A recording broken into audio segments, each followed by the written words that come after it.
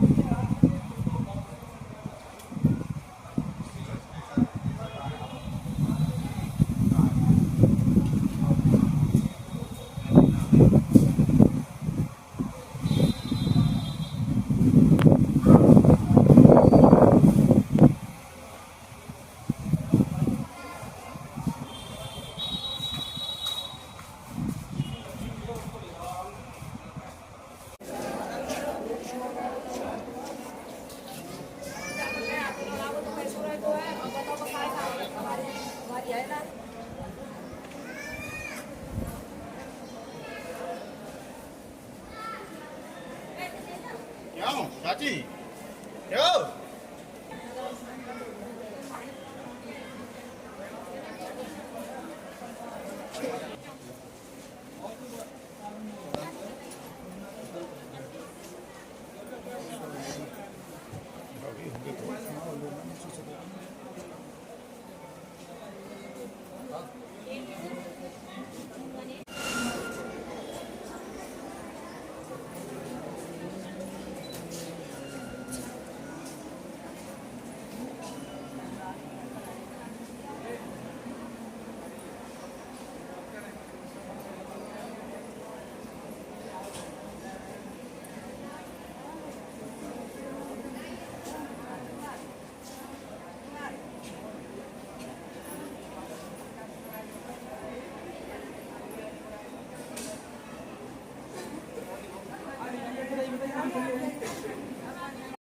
अरे यार कितना नीचे करती है।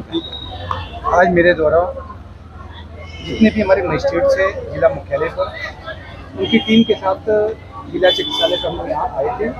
इसका मुख्य उद्देश्य था कि औचक निरीक्षण करना और ग्राउंड जीरो पे जाकर जो वास्तविकता है उसको उसको संज्ञान में लेना। और ये हमारे साथ हमारे चारों जो एडीएम साहबान हैं, इसके अलावा जितने भी हमारे एसीएम, सिटी मजिस्ट्रेट, अन्य जो हमारे एसडीएम हैं, वो सभी लोग इस निरीक्षण में साथ में थे। हम लोग अलग अलग बदल पे थे।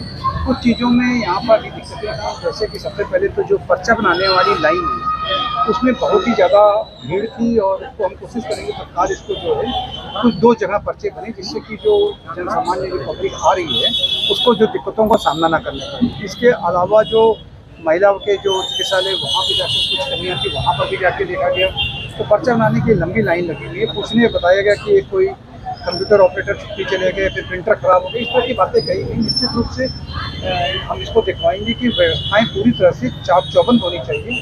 मौके पे सभी ज़्यादातर डॉक्टर्स मौजूद थे और वो अपने अपने जो उनका रूम था वहाँ पे बैठ के पेशेंट को देख रहे थे। एक चीज़ मैं ज़रूर चाहूँगा कि दिन के हिसाब से डॉक्टरों के भी आगे जो है उनका एक लग जाए कि कौन डॉक्टर साहब किस दिन बैठेंगे। जैसे अभी 3 नाम लिखे हुए हैं और एक डॉक्टर बैठे हुए हैं, 2 नहीं हैं, तो बताया गया कि वो उनका और कोई दिन है, उस दिन को भी हम निश्चित कराएँगे। इसके अलावा मैंने वहाँ पर जो अल्ट्रासाउंड है, हमारे मजिस्ट्रेट ने जाकर वहाँ पर अल्ट्रासाउंड कराया।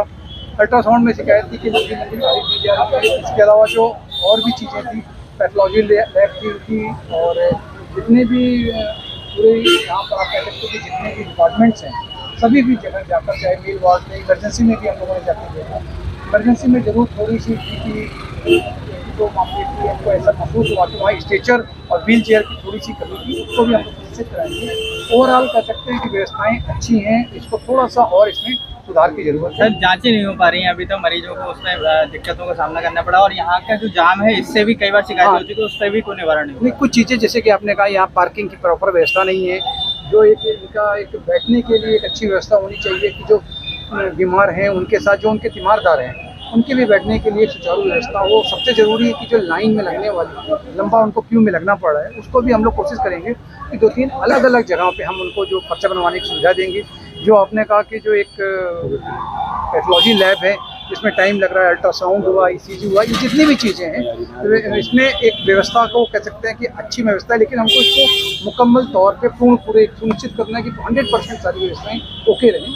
तो निश्चित रूप से यही इसी के उद्देश्य से हम लोग आज अचानक यहाँ पर आते तो निरीक्षण कर रहे हैं। कई जगह कोरोना के मरीज भी मिले हैं, उसको लेकर अब किस तरीके के दिशा निर्देश आपकी तरफ? देखिए, एक उद्देश्य आज की विजिट का वो भी था कि हम अपनी कोरोना की तैयारियों को एक बार देख लें। इसी संबंध में आजकल में मैं एक बड़ी मीटिंग बुला रहा हूँ जिसमें जितने भी हमारे डॉक्टर साहबान हैं या इससे जुड़े हुए जितने हमारे ऑफिसर्स हैं, जितने भी हमारे ऑफिस सुपरिटेंडेंट हैं जो हॉस्पिटल्स के, उन सबको बुलाकर हम लोग एक बैठक कर दे रहे हैं, जिससे कि जो भी इस वक्त कुछ चीज़ें कुछ दिल्ली या गाजियाबाद में दिखाई दे रहा है उसके हिसाब से हम अपनी तैयारियों को पहले से कर लें, जिससे कि एंड टाइम पे अगर मान लीजिए कोई ऐसी वेव आती है तो कोई दिक्कत ना हो। सर जनसहयोग को लेकर 300 बेड का हॉस्पिटल भी सर कोविड के लिए बनाया गया था पहले, क्या उसको भी इस बार प्रयास किया जाए? हाँ, अभी 300 बेड का हॉस्पिटल मैंने CMO साहब के साथ, वहाँ के CMS साहब के साथ पूरी उसकी विजिट किया है और हम लोग के उसमें ध्यान में है।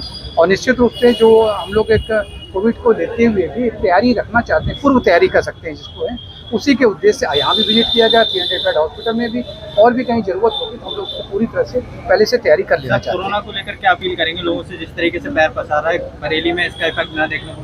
देखिए, मैं सभी से कहना चाहूँगा कि जो हमारी सम्मानित नागरिकगण हैं कि वो जो कोरोना प्रोटोकॉल का पूरी तरह से पालन करें और जो उसमें बताई गई थी जो चीज़ें, एक सेफ डिस्टेंस में रहें और तो जो आपका मास्क है उसका इस्तेमाल करें और समय समय पर जो भी एडवाइजरी जारी होगी उसके संबंध में हम आपके प्रिंट मीडिया और इलेक्ट्रॉनिक मीडिया के माध्यम से जन सामान्य को अवगत भी कराते रहेंगे।